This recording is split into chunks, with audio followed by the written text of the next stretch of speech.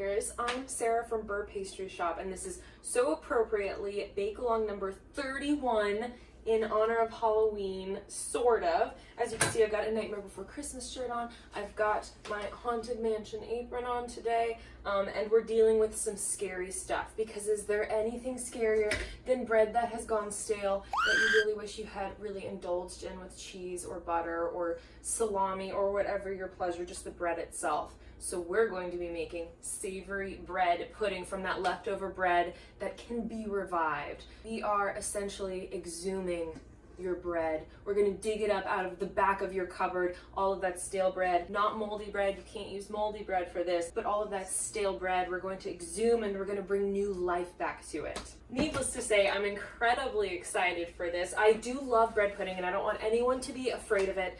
Bread pudding is the perfect leftover meal. And I seriously think it can be a meal. You can put proteins in here, you just have to make sure they're cooked. You can put veggies in here, you've already got your carb and whatever bread you're using. Today I'm using sourdough bread that I bought a few days ago.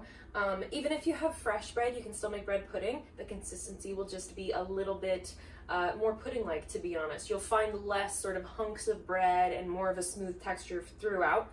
So it's dealer's choice on that front. I've decided to make a pork sausage and leek bread pudding today with sourdough bread. It is so simple, trust me. This recipe is good for a 9x9, 8x8 casserole dish. Whatever you have, you can use a cake pan, a baking dish. It can be circular, it can be rectangular. If you want to maybe do 1.5 times this recipe, that'll work. Your bread needs you to help it come back to life. Zombie bread today. First things first, you can give your pan a little spray. You can also just use butter. It's not really in danger of sticking, but we are talking about dairy and eggs, and those items do have a tendency to get a little bit sticky. Now, to actually start our bread pudding, I cooked off some pork sausage, and you probably won't want, if you're following this recipe to a T, you probably won't want all 3/4 of a pound, and you can judge it. I'm going to put this onto a paper towel just to soak up some of that extra fat. But we're going to use the same pan for our veggies. So you don't have to worry too much. You don't have to clean this puppy. Now that that has sat here for a second, I'm just going to tip it into the bowl. And if you just want to drain it off by using the lid on your pan, that's totally fine. I think this does a better job, and I don't like seeing any grease floating in the top of my bread pudding or quiche or anything like that. You will notice this is a little bit similar to a quiche in that you want your proteins cooked and you want your veggies cooked. So I'm gonna get ready to go on my veggies here. I did already cut and wash my leeks. Leeks can be a little bit tricky in that sense. A lot of dirt gets within each part of the leek. Because if you look at a leek, you'll see all the different layers. Dirt can get in there. So it's always better to cut and then submerge your leek bits in water and then pull them out in a strainer, just to try and get as much dirt off of them as possible. They are worth the effort. I'm going to give my pan just a little wipe out of any of those extra bits, but don't worry about anything cooked on the bottom. You can deglaze this if you'd like. That won't cause any problems at all. I'm not going to today, but you're welcome to following our cooking of the veggies. I'm going to turn my burner on medium low. I'm going to throw some butter. It's about 1 tablespoon of butter in the pan. I've got my leeks all ready, and I'm just going to get some garlic going too. Now, your additions can be whatever you want. What do you have in your fridge? You can cook down some broccoli and throw it in bread pudding. I have a lot of peppers right now. I decided against that just because I love leeks so much and I don't use them frequently. But if you have leftover peppers, things that are already cooked are great because everything has to be cooked. So I'm going to cook down my leeks with some garlic because those are the flavors I'm using today. Also, feel free to think about how are you going to pair this with your cheese. I'm going to be using mozzarella today, which is a fairly mild cheese, so I don't have to worry too much about pairing it. I think mozzarella goes with basically everything. But think about that too. If you're going for pepper jack, maybe you want more peppers, maybe you don't want more peppers. So lots of options. My butter is just melting here as my pan warms up. In will go my leeks and my garlic. A quick note about your bread. You want about 4 cups. I didn't actually measure this. I did, I think 7 slices of sourdough. 6 to 8 is probably fine if you're using a 9x9 inch casserole dish. You do want the biggest bowl you have because like the quiche recipe, which is week 8 if you want to check it out, beurrepastryshop.com/blog. You can just search quiche and you'll find the recipe, the full recipe there. I like to toss all of my ingredients together before putting it in the casserole dish. Now, you don't have to abide by that. You can put it in the casserole dish first, and that's one way you can measure out how much bread you'll need. But I would recommend you put it in a huge bowl because everything's going to be combined in the end. My butter is just beginning to sizzle. I'm going to throw my leeks in, and I'm going to throw my garlic in. I just minced up 1 clove. Okay, and I am leaving my chopping board out because I have some fresh sage that I've decided to throw in. Sage and sausage always reminds me of stuffing, and bread pudding is super similar to stuffing.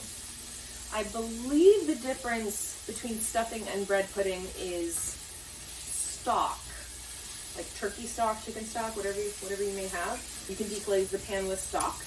You're totally welcome to that. Again, I'm not doing that today.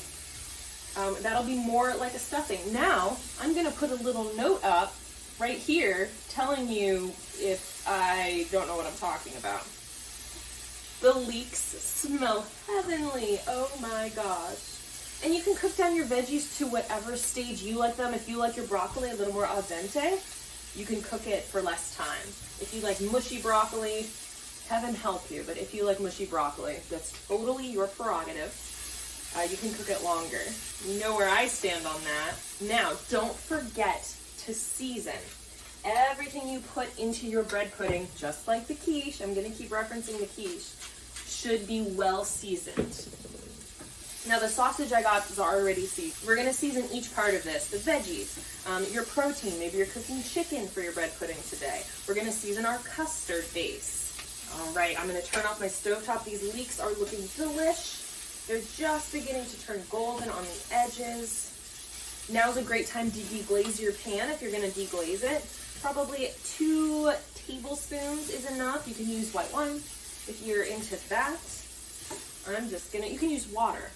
I'm just going to stick with no stock today. What deglazing is, if you don't know, the liquid helps release the little delicious bits that have stuck to the bottom of the pan, and then you get that back into your meal, which is really nice. Deglazing is a wonderful tool. All right, that looks perfect. I'm going to set this guy aside. There are my leeks. This bowl is so big, it's just in the way of everything right now, but it will be the star. So get your veggies in a separate bowl. You do want them to cool down a little bit because, again, we're going to mix everything together and we don't want the veggies to cook our custard mixture or melt our cheese prematurely. All right, if you can believe it, we're almost done with our active work already. Now, our custard needs, I'm using half and half. You can use heavy cream if that's all you have. Non-fat milk would even work. You might just get a little bit of a looser bread pudding. Or a mix of whatever you have, on hand. And we're going to need 2 eggs and 2 yolks. So 4 eggs total. I'm telling you, these egg whites have some uses. I think if you go to the site and search egg whites, you'll probably find recipes that call for egg whites. I am saving mine, but I don't know what for yet. Now, don't forget to season our custard. If you want measurements, you can put in about 1/2 teaspoon of salt and 1/8 teaspoon of ground pepper. Totally up to you if you just want to eyeball it, which I did. I just used my crackers here. Grinders, mills, pepper mill, salt mill. I think that's right. Give this a good whisk. You want to make sure the eggs and the dairy are as well combined as possible. If you've been around, you know that beating eggs is not a forte of mine. Now, I just pulled out my cheese. I said 1 cup. If you're a huge cheese person, throw more in. I'm actually going to reserve a little bit to sprinkle on top of my bread pudding before baking. But last piece is just this fresh sage that I'm going to give it a nice chop, or chiffonade is what I'm about to do. I think we've established over the past 31 weeks that I am not incredibly technical. You don't have to be technical either. Okay, if you can believe it, we're all ready to put this together. Now, I have my veggies. I've got some leeks and garlic in here, just 1 leek actually. I've got my pork sausage, my custard, which is the eggs and the dairy. I've got my cheese ready to go, my fresh sage, and I've got my bread. Now what we're gonna do is bit by bit combine it together. So the first thing we're going to do is combine all of our dry ingredients. And you can eyeball this as much sausage and veggies as you'd like. I'm actually gonna mix this together and then maybe add more.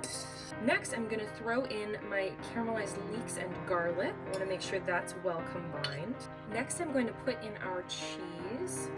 And I am going to reserve a little bit to put on top. My last dry ingredient is that fresh sage that I chopped up. I'm recommending that you pour your custard in now, mix it well together, and then put everything into your baking dish.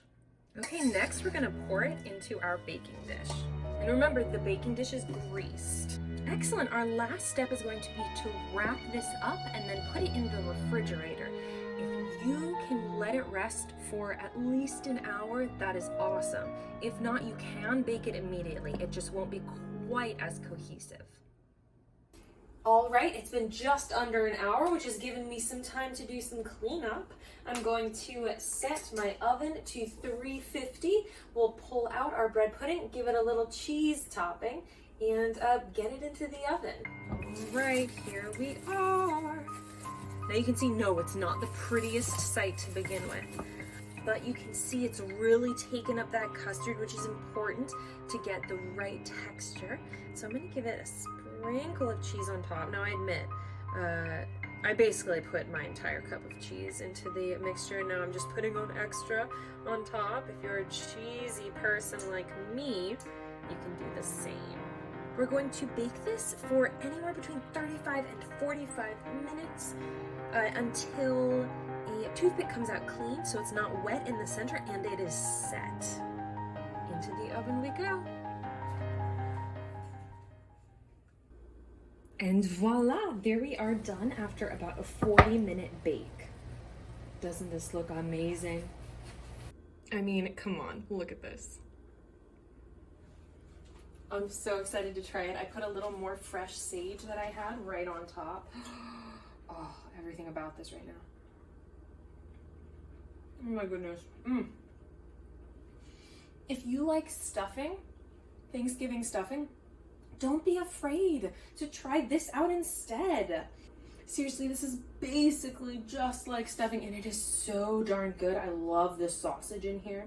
And the texture is perfect. It's a little bit creamy, but you can really get the heftiness of the sourdough, which I love, which is why I use sourdough. This is so good.